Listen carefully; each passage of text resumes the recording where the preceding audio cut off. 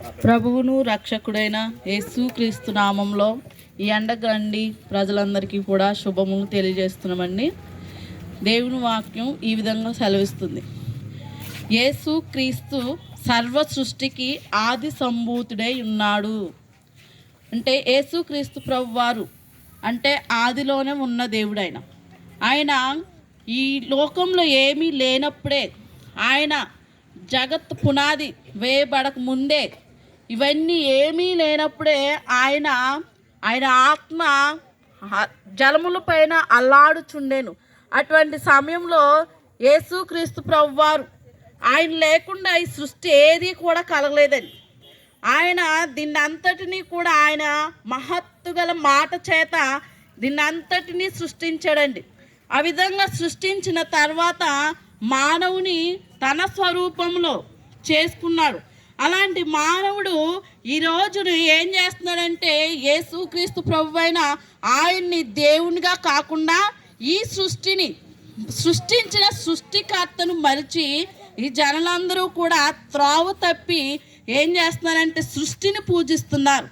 అలనాడైతే అజ్ఞానంతో ఉన్న ఆయన చూసి చూడనట్టు ఊడుకున్నారు యేసుక్రీస్తు ప్రభువారు. ఇప్పుడైతే అందరూ అంతటా మారు మనసు పొందాలని ఆ యేసుక్రీస్తు ప్రభువారిగా ఆయన దేవాతి దేవుడై ఉండి తన మహిమను విడిచిపెట్టి మన అందరి కోసం, మన యొక్క పాపముల నిమిత్తం, మన యొక్క శాపముల నిమిత్తం, మన అందరి నిమిత్తము కూడా ఆయన యేసుక్రీస్తు ప్రభువుగా ఈ లోకానికి వచ్చారండి. ఆయన ఎందుకంటే చాలామంది అంటారు వీళ్ళు తెల్లవారు దేవుడు అని చెప్పి, కడజాతి దేవుడు అని చాలామంది సంబోధిస్తూ ఉంటారు. కాకపోతే అమెరికా దేవుడు అంటారు కొంతమంది. అమెరికాలో 400 సంవత్సరాల క్రితం సువార్త వచ్చిందండి. అంతకంటే ముందుగా మనం ఎప్పుడో కూడా రక్షింపబడ్డాం. భారతదేశానికి యేసుక్రీస్తు శిష్యులుగా ఉన్న ఒక వ్యక్తి మన భారతదేశానికి వచ్చి ఆయన హతసాక్షులు అయిపోయారు. ఎంతోమంది అలాంటి వారు హతసాక్షులు అయిపోయి ఈ విధంగా ఈ ప్రపంచం అంతా ఎందరో ఒక్కొక్క దేశానికి వెళ్ళి వారు సువార్తను ప్రకటించి ఆ విధంగా సాక్షులయ్యి ఈ విధంగా సువార్త ప్రకటించబడింది.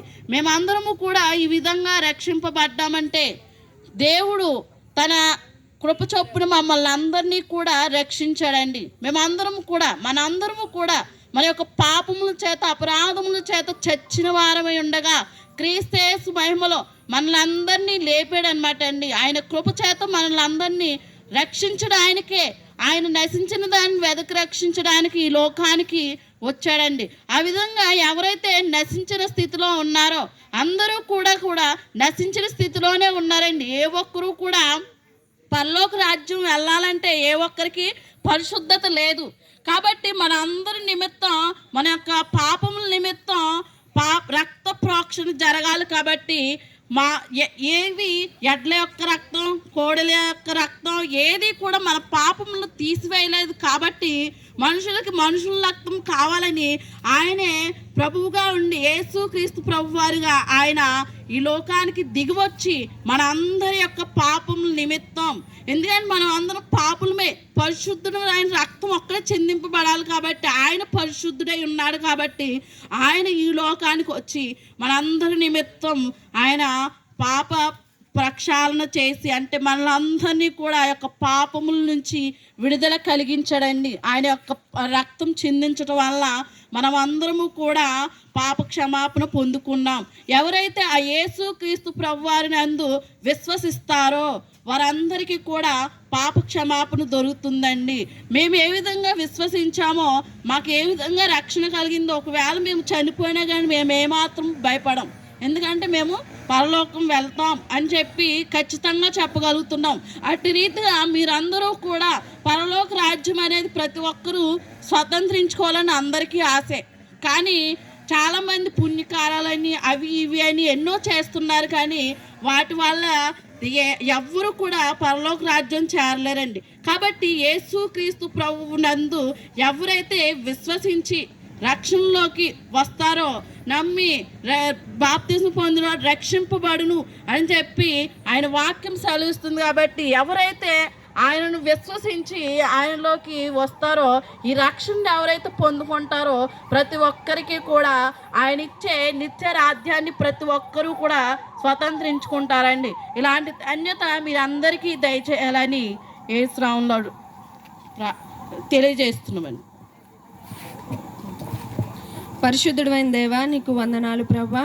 అవును నాయన తండ్రి, నీ నిత్య రాజ్యానికి రావాలి అని అంటే, నీ దగ్గరికి చేరాలి అని అంటే దేవా నాయన తండ్రి, నిన్ను నమ్ముకోవాలి, నీ యందు విశ్వాసము కలిగి ఉండాలి. అవును ప్రభా, ఎందుకంటే ప్రభా జగత్ పునాది వేయబడక ముందే నాయన తండ్రి మమ్మల్ని దేవా జ్ఞాపకం చేసుకొని నీ బిడలుగా, నీ వారసులుగా మమ్మల్ని దేవా నాయన నిర్ణయించుకున్నావు.